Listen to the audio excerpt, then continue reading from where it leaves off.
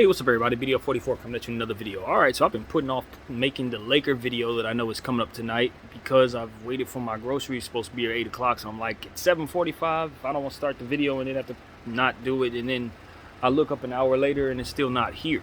So the video could have been done and watched and all of that, but this ain't that video because I don't know what time that person's going to come. So I'd rather do a rapid fire. That way it can end at any point.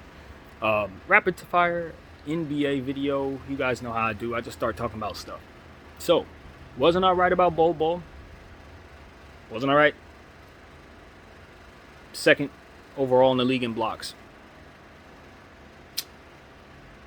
All he needed was minutes and to be healthy. Now, obviously, the knee has been messing him up for the last couple years, but the way the Nuggets used him even before he got hurt was just asinine.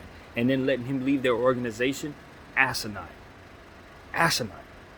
I think the Celtics had him for a second. They let him leave. Asinine.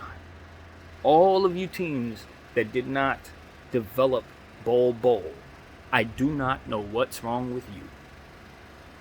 That's all I got to say. For everything that I've seen based on what his skill set. Now, maybe there's some stuff going on behind the scenes. I know that they said he had some attitude issues early on. I get it. He was a 19-year-old kid. You know, whatever. But those of y'all who gave up on him, you had no real logical evidence of doing so. I know you didn't because I was looking at what you were looking at. It wasn't nothing there. He should have been on the roster and he should have been invested in. You all dropped the ball. The Magic picked it up. And they're going to be fantastic because of it. He's basically taking Mo Bamba's minutes. Which I think is a mistake too. That you don't not play him all together. That's the thing. Orlando Magic, I don't know how they got it set up, and of course I don't know their roster better than their coach does, but what I'm saying is the dynamic I have in my head, Bol Bol is like a 3 or a 2. He happens to be 7'2", but his skill set is that of a guard. I really don't need him to do too much. He's gonna get block shots no matter what position he plays in just because of his length.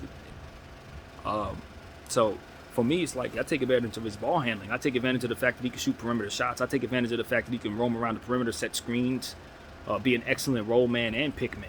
I mean, there's nothing he can't do. You think about a guy like Porzingis with faster. That's basically what he is. It's a faster Porzingis with better ball handling skills. You know what I mean? So when people really consider what Bol Bol actually is about to turn into, it's like, are you silly? Do you see his length? Do you see the fact that this dude is shooting fadeaway jump shots like Wembanyama? I mean, he's hitting the same shots Webb is hitting. Webb is just taller and longer, but like, Bol is ridiculous and will be an all-star in this league if he can just stay healthy. I mean, there's nothing to it. It's one of those things where it's like, can he shoot? Yes. Does he play defense? Yes. He can dribble, right? Yes. And he's taller and longer than like 90% of the team in the league, right? Yes. What was there not to love? That's what I'm talking about. You know, these are the things that had me making the videos that I made over the last couple of years, and of course the video I made last night where I was like talking about, you know, why is the NBA playing bad players? Why are bad players in the league? Why such and such in regards to that type of conversation is because of this kind of stuff. It's like you've been giving up on people you have no business giving up on, or derailing their progress for reasons that are just inexplicable to me in some cases. And Bol Bol is probably the number one of them all. He's the number one of them all. So I'm glad he's finally taken off. You know, I'm sure he'll continue to contribute in other areas, but when you're second overall in blocks and you're not even averaging a full, healthy dose of minutes, I didn't mention he's only averaging like 20 minutes a game. They're not even giving him real minutes. It's like you take the cuffs off of Bol Bol and then proceed to watch him turn into a max player. You see what I'm talking about? It's inevitable. His skill set is of that. So that's what I want to say, man. He's gonna develop. There's more for him to do. There's more minutes for him to gain, obviously. But on a per minute basis, he's gonna lead the league in blocks. That's basically where we're at, without even a full, healthy dose of minutes. So I was right there. All right. Another situation I'm looking at ain't got nothing to do with that, obviously, but I want to give shout out to Anthony Simons, who is just being really, really, really explosive to start the season. As Dame's running mate. You know, when you consider they paid him this offseason, a lot of times when guys get paid, they, you know, kind of take a step backwards. The adjustment in their lives sometimes makes it so that they're not as focused on the court or what have you. But Anthony Simons has been waiting for an opportunity to play for a long time, and got that opportunity last year with Dame going down with an injury. And he showed us exactly what type of special talent that he has. And he's continued that this year with Dame back in the lineup and with him having a starting role as a shooting guard. I mean, he's just playing free. He's letting it fly, and he's connecting on a high clip. And I will say that I did know that he could do this. I had seen this level, but I did somehow allow it to escape my mind and didn't value him as properly as I should have when I was drafting all those darn fantasy teams that I got. But that is a real lethal killer, and I'm looking very much forward to his continued development. Anthony Simons of the Portland Trailblazers. Gotta keep an eye on him. Another guy that I feel like I was very right about, Sticks in Indiana. Smith, Jalen Smith, the Indiana Pacers power forward, who was a lottery pick a couple years back. I've been screaming his name since he was a Phoenix Sun, and they refused to play him in the finals, which I thought was absolutely a head scratcher for me. If he wasn't injured, that was an absolute head scratcher. They had a situation where they needed to use a power forward, and they had a lottery pick of that year at that position and just didn't want to play him when they needed him the most. But anyway, they didn't value him at all. They sent him to the Pacers for a player that they ultimately had let go to the Pacers, and that they brought back that didn't have half of the upside that he has. But nevertheless, that's what the Suns did. So he ends up in Indiana and is starting to break out. He's starting to show what it is that he's ultimately about. Double-double every night with multiple players at his position that also, like Bol, eat into his minutes. So if he gets the keys, gets the cuffs taken off of him and finally gets some starters minutes as a power forward, I would imagine, like Bol, he's going to step out and show you why he's a lottery pick, and why the Suns were idiots for doing how they did him. And I stand on that. So I'm just looking at all these little circumstances where I pointed out players before they started showing us what they can do, and now they're showing us what they can do. It's just one of those things where it's like, that's why I always tell people to invest in these players that are in the G League, invest in these second rounders who have upside. That's why I love the fact the Lakers drafted Max Christie, even though he was struggling in college. We know the upside is much higher than what it is that he was drafted to be. Just off of the fact that he was recruited at a higher level than what he ultimately was able to show in college. So it's like, you get pieces like that and you put them in place and you focus your coaching in on them, and you'll see how they pop. They'll develop. Guys want to play ball, so once you put them around people who can teach them how to be pros, the rest is just about them being committed to what it is they've always wanted to be committed to, which is playing ball. So I believe most players are going to improve if you give them opportunities, if they're capable of playing at this level. You know what I mean? So it's one of those things where it's like, that's why I want us to keep it pushing. If guys are not, providing a level of play that is up to par with the rest of the league, get them out, bring in some more dreamers, and keep the ball rolling, man. That's going to be how I think about in regards to how the league should be operating from here on out. And I'm going to say it every time I get a chance to. Another thing that's very interesting to me is what's going on in Detroit with the backcourt there. With Cunningham and Ivy. I'm very curious to see how they're going to continue to work together. I think Ivy has turned out to be a fantastic young rookie who has all types of upside in multiple categories on the offensive end as well as the defensive end. His athleticism allows for him to contribute immediately as the starting two guard of the Detroit Pistons, and I'm very, very excited about his future. And Cade Cunningham's as well. I look at their situation, I'm wondering how quickly they're going to be able to start winning, especially with Bogdanovic shooting as well as he is. He looks like he wants to step out and be an all-star candidate this year. And, with the young players that they have like Duren and Smith, Stewart, I think they can do some really good things for themselves.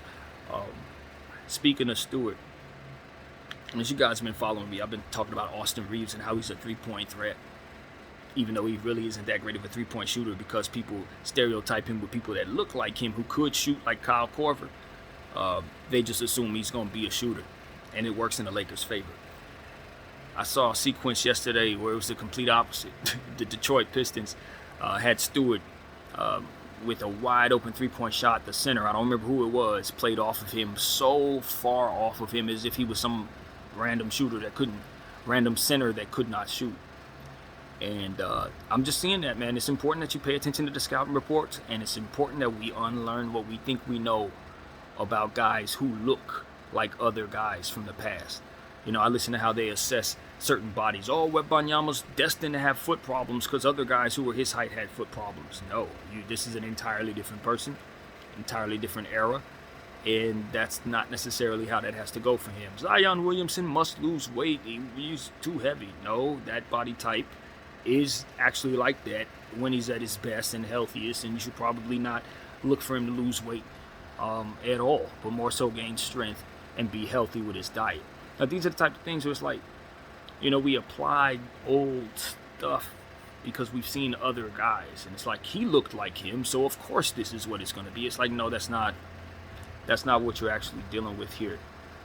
Human evolution has a lot to do with what you're dealing with, and these are new generations of 7-footers, new generations of big players, and they can handle what it is that they're dealing with better than their predecessors. This is what it is. They're built for it, and the ones who come after them will be even more built for it than them. It just is what it is. So as I understand it, I try to preach it. So yeah, all things having to do with stereotyping, we got to unlearn it. Big black centers are shooting the ball like Dirk now, and white guys are possibly not shooters, but can still contribute in a billion different areas, including getting way off the ground and doing fantastic things in midair. So we just got to unlearn the stereotypes. That's not where we are anymore. We're past that. Do the scouting reports. That's what I would tell all teams. Make sure you pay attention to who your opponent is. What else, man? It's a lot of good stuff going on, man. I love what I'm seeing out of Christian Wood in Dallas. That dude is seriously making himself look like someone who was always there, has never not been in Dallas almost. It looks like he and Luka Doncic have had synergy for years.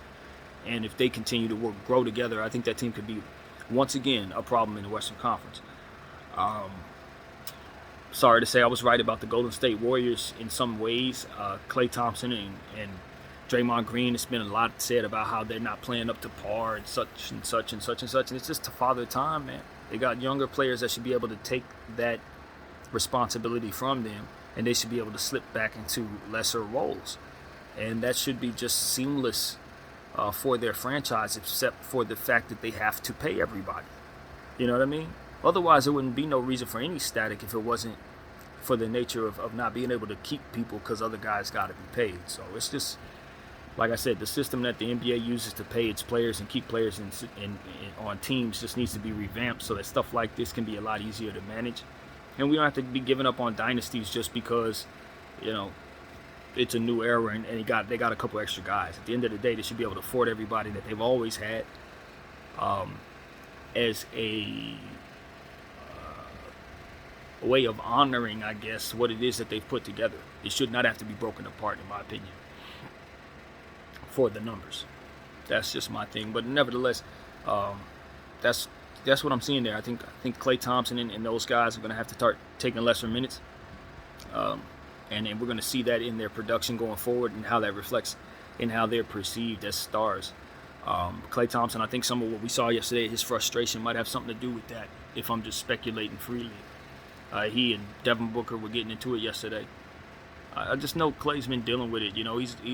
It seems to me that he's having a hard time even coming back from the injury after being healthy now. It's like he wants to be his old self, and it's just part of Father Time catching up to all these athletes. Everybody has to go through that.